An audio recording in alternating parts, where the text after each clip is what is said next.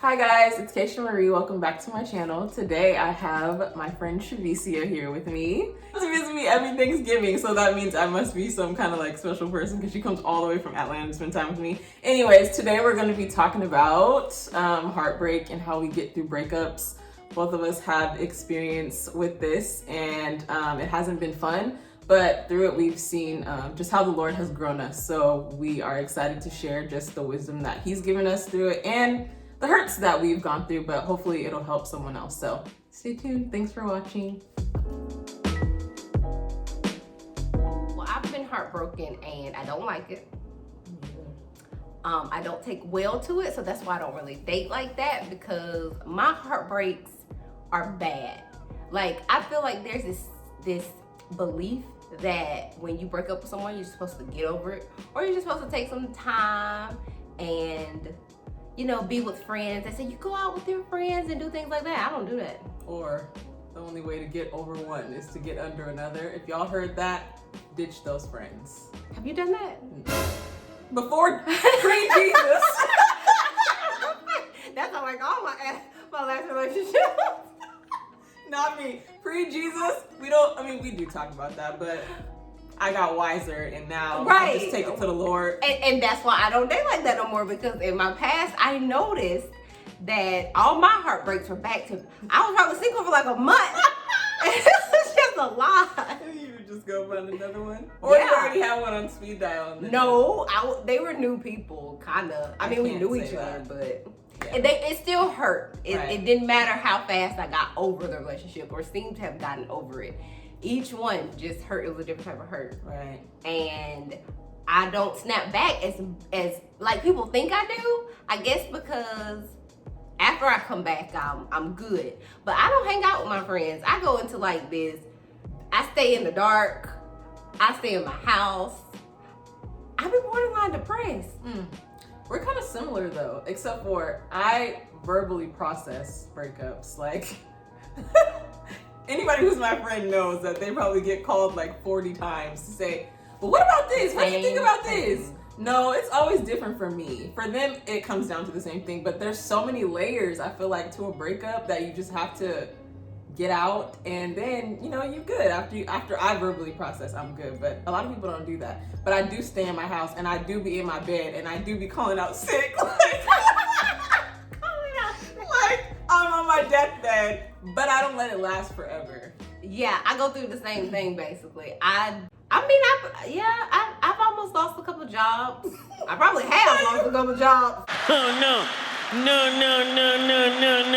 I'm sure I have, because if you tie it all together, it was around the breakup time, because I just don't be there. Because I think it's because when I invest in a relationship, I invest, like I'm in it, and I feel like that's one of my priorities. So if we're going through things, furthermore, the reason why I don't date, if we're going through things, that affects my personal life, because you're now a part of my personal life, and I have to deal with you on top of life. I don't want to deal with that. Girl, same. And I don't think people really talk about it outside of, here are the ways to get over it. Well, yeah, you get over it after what? After what have you been over there doing? Drinking? If that was you, that's not me. I'm crying a lot. Crying a lot. Eating a lot. Being alone. Just being down for how long? Right. And I think I stay home when I'm working too, because I think it depends on the field that you're working too. Like if you're at an office job and it doesn't take that much like emotional work, like you're good, like you do the same thing every day. But the job that I work in, I gotta care about people's needs and their problems, and I'm hearing about their problems and I got my own going on. Like it's just so hard to be present. But yeah, I hear a lot about people saying like, don't let no man mess up your check. Like don't let no man my check be messed out where you go. Get the check. My heart over here broke. Okay, I don't care about the check. The check will come later, but money will be here. Okay, my heart, we feel like we dead. Okay? Right. So that's why I can't do. That's why I'm very particular now about how I date, who I even let take me out on a date, because God forbid I fall and then I get my heart broken. And then let's not forget, most of the time, I know my past, when we done got our heart broken, it wasn't even for somebody we was checking for in the beginning. It's because we said, oh, for me, okay, you know what, I'll give this a shot. And it's like, hold up, I let somebody I wasn't even checking for break my heart. I'm losing checks over somebody I wasn't even checking for. So at this point, if I'm gonna get heartbroken, you was worth it from day one. I looked at you and said you were worth whatever's gonna happen. Right. Because every time you date, it's a risk. That's true. Yeah, that's true. So what do you do, like, to get over it? Like, what's helped you get over it? For me, alone time actually does work. I process not like Keisha. I don't need to talk it out. I just process it in my head. I go through it, figure out where I went wrong, what I could have done better. Because here's another sad part about breakups. Sometimes it can very well be your fault. So being alone helps me to process that. And I just do better. You know, oh, I told you this yesterday. I didn't get into relationship coaching until after I realized that I was taking in a lot of information on healthy relationships and reading a lot of books. And the only reason I started doing that is because I done had so many breakups. So I had a lot of breakups, and basically another part of my processing is how can I do better? How can I improve? And when you do it like 18 times, eventually you start to catch on. Yeah. I think like being a internal processor, like where you look at where you went wrong, is very healthy if you're able to come out of it like on your own. I'm not that type of person. I'm the type of person, I will internalize and try to figure out how I can do better, but I get stuck there really long, like, well, I should have did this, I should have did that, and then if I would have done this would have worked out differently. And that's what actually makes me depressed, is because I'm like, it could be pride too, where I feel like I should have done so much better than what I did. Instead of letting it grow me, I like get stuck there and I come down on myself. So I feel like if you can internally process everything and not beat yourself up, totally healthy. And that's why I verbally process, because I know my friends will help me bring me out of that. If I didn't, I would still probably be on my deathbed. Oh yeah, that would be bad. Yeah, I think one thing that helps me though get over breakups is I feel like when I go through breakups, they bring out my creative side, and it gives me something else to focus on. Because when I go through breakups, I feel like my whole world is over. Like my life just ended. But like being able to create through that, it shows me like there's other things that I could be focused on. And I'm not, my worth wasn't just tied to the breakup. Like there's so many other good things that are still coming out of me that my life doesn't stop there. So I think creating and just getting back to the things that I love, like no matter how hard it is, because I remember like I was having to push through, like when I got my heart broken, like to do things that I loved again, because it just felt so like I don't really feel like I want to do this. But the more I kept doing it, it just helped to, it helped me get over it. Not get over it, but it helped me get to the next day. I'll say that. Right. Getting over it. And people say time. A lot of time. But no, I don't think time, because I think time can make it so it's like dormant, and then you get into another relationship, you're like, oh, it's been 5 years since he cheated on me, I'm over it, because it's been 5 years. But then you get to another relationship and then you're taking it out on your next partner, not realizing that you actually never dealt with the hurt from being cheated on 5 years ago. It just was 5 years ago, so you thought you was over it. Yeah, so that's why what you do during the grieving process is imperative. For me, time helps because when I'm processing, I also journal through that processing period, where I note down my wrongs and the wrongs of the other person, so that when those, in the back of my head, when those little voices come up to say that, well, don't forget this or don't forget that, it's like, nope, I've already talked through this, I know how it happened. Because your mind also starts to play tricks on you. Like, for a short amount of period, you think that the relationship was better than it was. Oh my gosh, we had the best. No, you didn't. No, you did. No, you didn't. Or when it first happens, you're really bitter. And that's what causes bitterness, because you only focus on the bad. So I like to think about the process, take it in for what it really was, and that's what allows me to come out of it, not carrying it into my next relationship. I leave that where it was. I think bitterness can come too when you're so focused on what the other person did wrong only. Like, you don't even look at yourself. You're like, well, he could have did this. Yeah, but what about you? Like, what? None of us are perfect. Like, even if you loved and cared for this person, there's things that you could have done to make the relationship better on your part. Not saying that, oh, it's all your fault now that it didn't work out, but it takes two. Yep.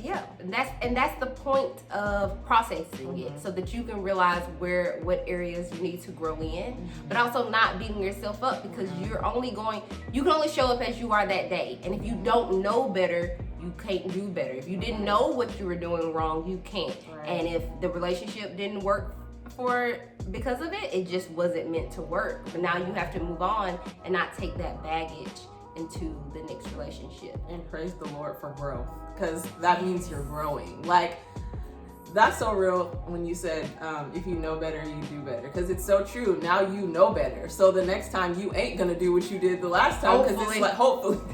I know we would advise, because from past experience, don't do what you did the last time. Please don't. Learn from what this situation is teaching you and be better for it. Something else I've realized since I haven't dated in a while, and again, it's because I can't afford to get my heart broken. Like Keisha said, the whole creative thing. I'm in a race right now with myself, and I am doing well. I cannot afford to slow down, especially over a random. I can't. Like, maybe if I was married and me and my husband were going through problems, and it's like, okay, I guess fixing this with you is worth everything I got going on, but not nobody else. It's not worth slowing down. Right. I realize when you're tied to bad relationships, or you're in any situation, even if it's a healthy relationship, having problems, those problems can also hinder your other relationships with people. And because I deal with a lot of people, and I'm in a service-oriented career where I serve people in all aspects, I don't need a bad attitude.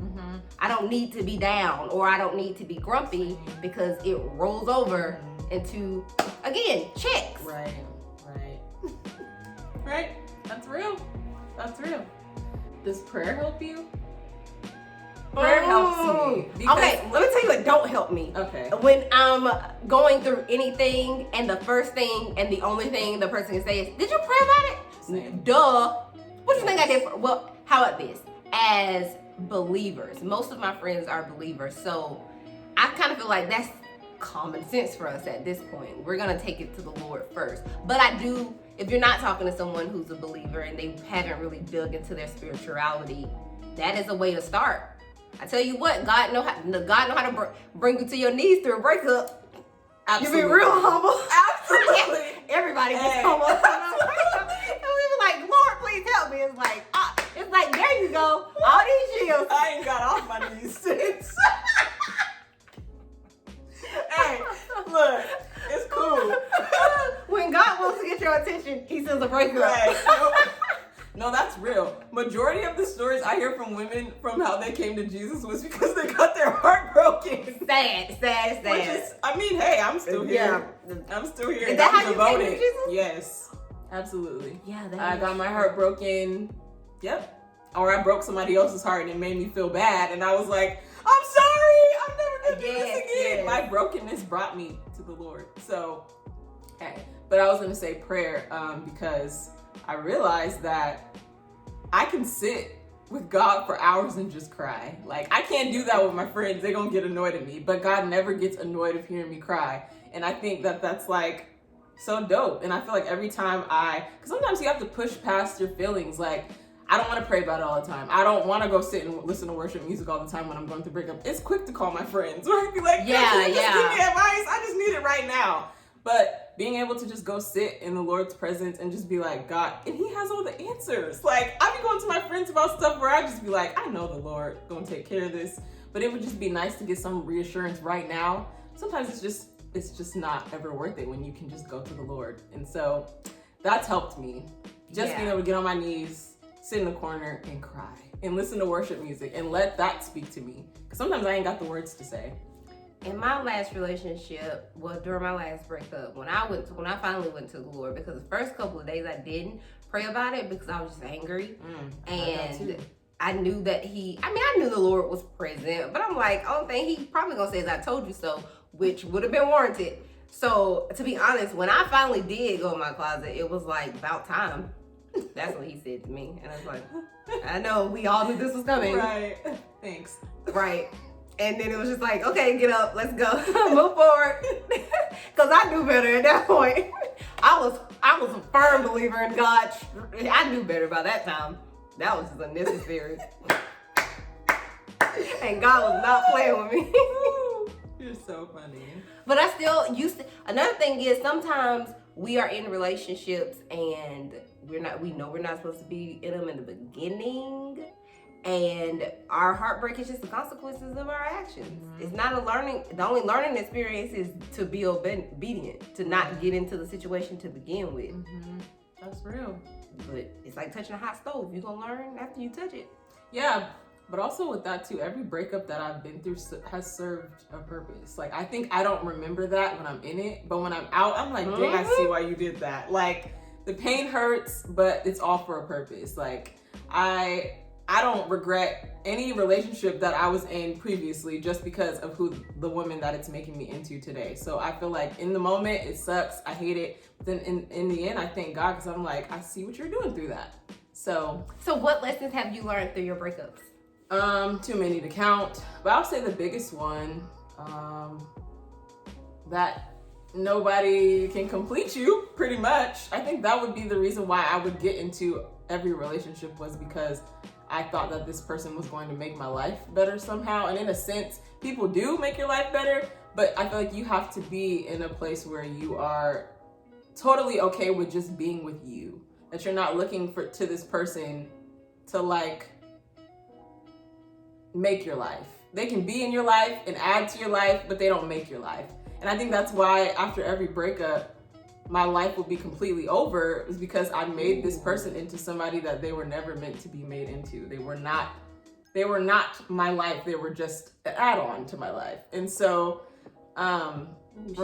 remembering that you are not complete because you have a man. You are complete first and foremost if you are a believer because you have Christ, but also because you have purpose. Like, your purpose is not the fact that you can have a husband or a man. It's because God created you, and he created you to be doing something. And that's something that whatever you're supposed to be focusing on, that person will come in and complement that, but they are not that. I like that. Yeah. I like that. That was good. Mine, the biggest thing that I've learned through my breakups is it allowed me the process to figure out what I wanted and did not want, not just on their end, but on my end as well. It allowed me to be honest about who I am, as just a whole, as a ShaVisia. I am, although I give like the best advice when it comes to, you are worth more than that, you're better than that, don't let a relationship or breakup hold you down. I am actually very sensitive, which is why I have very hard breakups. And I was, until recently, I guess you could say, I was always the type, like I mentioned earlier, go through a breakup, replace it, move on. That was my MO, to move on. But that's not who I am at my core. I don't want to do that. In reality, I wanted things to work out with the last person I was with. So through those breakups and continuing to see that there was a pattern, I realized that I am, a lover. I like to be with one person. I like it to be consistent. And therefore, I need to be more sensitive to how I date and who I date in order not to get my heart broken, because I'm inevitably going to end up heartbroken if I keep doing the same thing. Right. So now I'm just aware of who I am, to the point where it's like, no, I can't just date anybody because I get very invested and I want something that a lot of people aren't offering nowadays. And that's what I learned. Another thing that I was thinking about too, that I think I've gotten into relationships to kind of escape where my life is at currently. Like, not now, but like I did get into relationships before because I thought, like I was saying, that they were gonna bring some element to my life that I couldn't offer myself, or that God couldn't offer me. Like, for instance, if you're not happy with yourself or where your life is, or just you in general, like bringing somebody else into that is only going to make their life miserable. Make their life miserable. Like, you think like it's gonna be better for you, but you're not doing anything for that person. You're like a leech. Right. So I think even just assessing why you get into a relationship is good. Like, are you getting into a relationship because you guys genuinely can make each other's lives better? Or are you getting into a relationship to escape yourself? To not focus on you, to take the focus off of you so that you can put it on someone else and not have to deal with what you have going on. And I've done that, so I know that that's an issue, but I think that would save a lot of us from heartbreak when we assess why we're getting into relationships in the first place. That it's not, if it's not from a healthy place, if it's not from a I'm whole and I have enough to give to you place, then you most likely shouldn't be in one. Exactly. And that hurts to say, and it hurts to realize, but you'll only be better for it. And the person that you are with will only be better for it because you took the time to actually love you, love where you are before you joined with them. Exactly. Yeah. That's about all I have. Me too. This was fun, guys. We hope it helped you, because we've been through some pain. Bruh. But that's a lesson if anybody's watching this. One of y'all going through some pain right now, and you're going to be able to help somebody else because you're going through it right now. So just remember that. Praise the Lord. He uses everything. Don't he? Don't he? For real. Anyway. We have another video coming. We do. That's going to be, hopefully it'll be a little bit more lighthearted. This one got a little real, but we try to keep it light. If this video helped you or it encouraged you in any way, we just encourage you to like, comment, and subscribe. This is ShaVisia. I'm Keisha. My channel is at ShaVisia. Yes, and I'm Keisha Marie. Love you guys. Peace. Ooh, I look good. Look at this hair. Look, for real though, my hair never looks good natural on camera. Looks good today. That's that Washington for you. Oh, that's what it is. The Washington glow. That's not a thing. Anybody Exactly. from Washington Pale. would be like, what is she talking about? I had to We don't moisturize get no twice sun. since I've been here. I do look good on that camera though.